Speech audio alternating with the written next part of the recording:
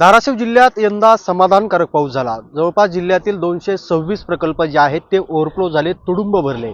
मात्र पाटबंधारे विभागाच्या वतीने फेब्रुवारीमध्येच मागील 2 दिवसापूर्वी एक अहवाल प्रकाशित करण्यात आला। यामध्ये जिल्ह्यातील सध्याची पाणीस्थिती जी आहे ही उपयुक्त पाणीसाठा जवळपास 50% वर येऊन ठेपलेला आहे।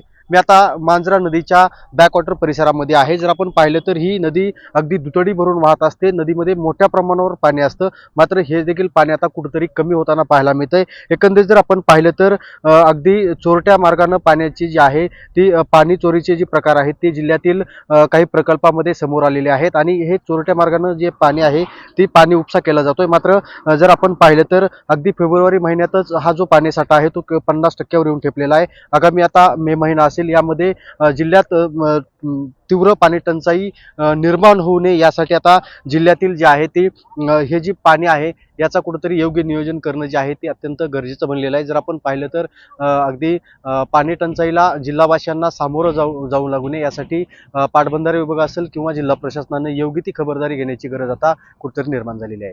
बालाजी सुरवसे, साम टीव्ही, धाराशिव। देश विदेशातील प्रत्येक घडामोडींचे लाईव्ह अपडेट मिळवण्यासाठी आता साम टीव्हीच्या सर्व सोशल मीडिया प्लॅटफॉर्मला लाईक, फॉलो आणि सबस्क्राईब करा। तसंच सर्व नोटिफिकेशनसाठी बेल आयकॉन प्रेस करायला विसरू नका।